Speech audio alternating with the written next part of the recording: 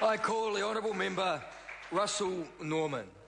Thank you, Mr Speaker. I rise to speak on behalf of the Green Party on the third reading of the government's privatisation bill.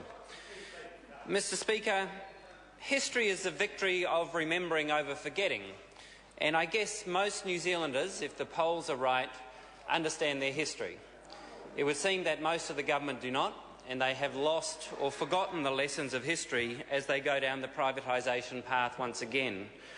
But what's, I think, been really inspiring about this debate is that most New Zealanders actually do have a vision, a long-term vision for their country. So the government is promoting a very short-term vision. We'll just sell it off and pay for the bills today, but we'll have nothing left to pay for the bills tomorrow.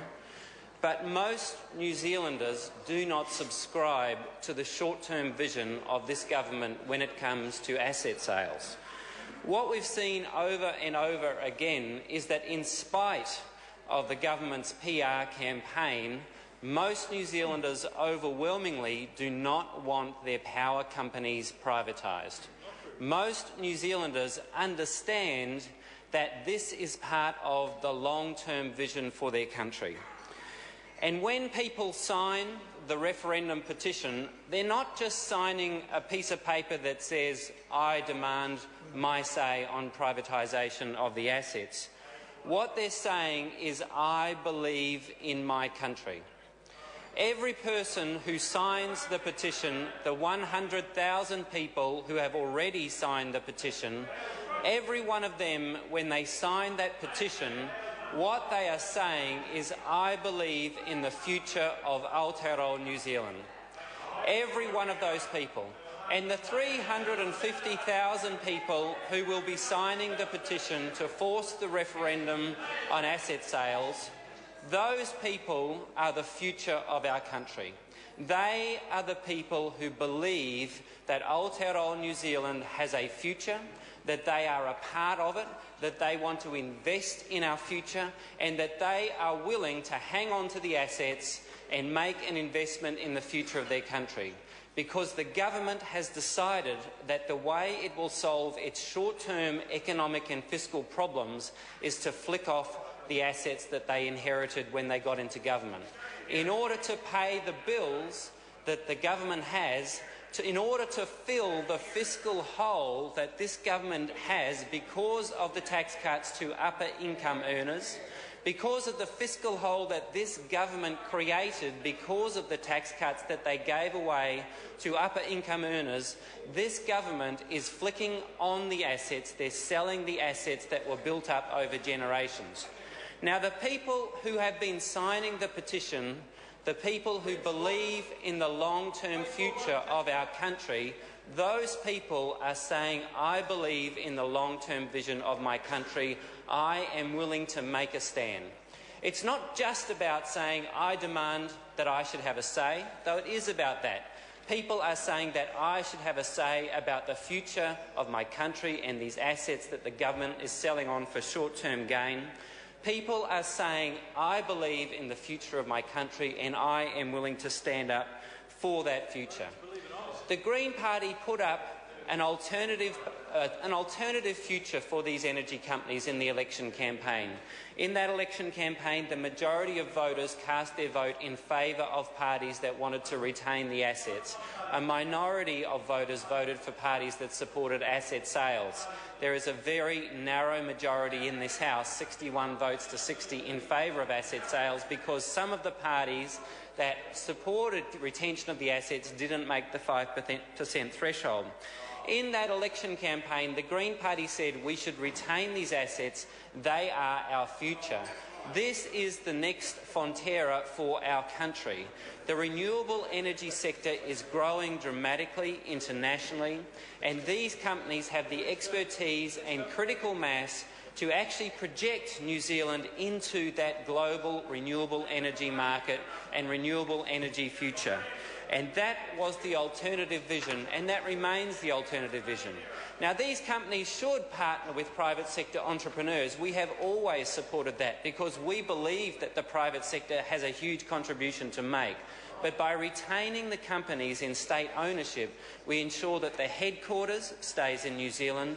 We ensure that the research and development stays in New Zealand, because we have seen what happens to every other infrastructure sector in New Zealand when they're flogged off. Whether it's telecommunications or banking, the companies get bought up from overseas, the headquarters is moved overseas, usually to Australia, the R&D is moved to overseas, and New Zealand simply becomes a profit centre for a multinational corporation. That is, they no longer become an export platform to the world, part of New Zealand's economic future. Instead, these companies, like the banking sector, simply become a drain on the New Zealand economy. And we stood up against that, and most New Zealanders voted against that at the election, and every poll shows that the vast majority of New Zealanders believe in the long-term future of their country, which is why they opposed privatisation. The majority of New Zealanders understand what this government is doing. They understand that this is a short-term fix and it will, in the end, simply leave us with more debt in the long term. It doesn't solve the underlying challenges, which are quite real, that face the New Zealand economy. That is what this bill does. So every person who signs the referendum is writing their name down and saying, "I believe in the future of New Zealand." That is what that referendum is all about.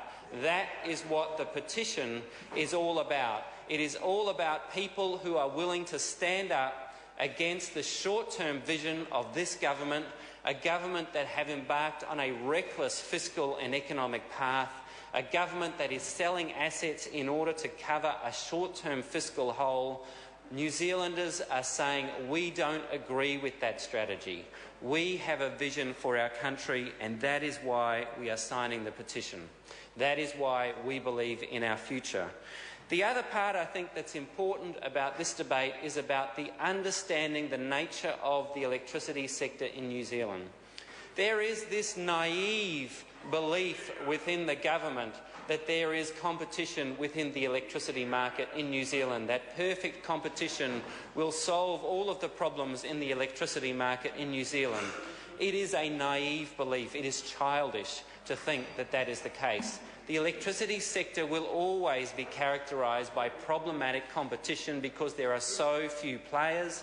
The retailers and the generators are hooked together as one in so many of the major companies. There is actually very limited competition in the sector, so it's very easy for these companies to extract super profits out of the electricity market. So the naive belief that we hear from the government that somehow perfect competition will lead to lower prices is simply not true, and the evidence is to the contrary.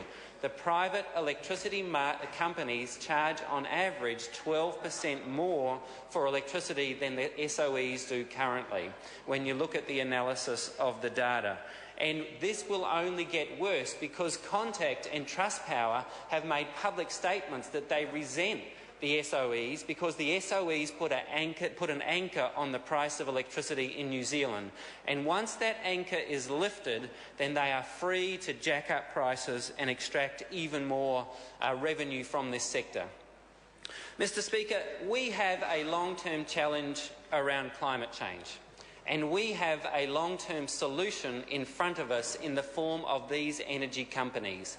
This is one of New Zealand's great opportunities to take advantage of the growth in the global green economy.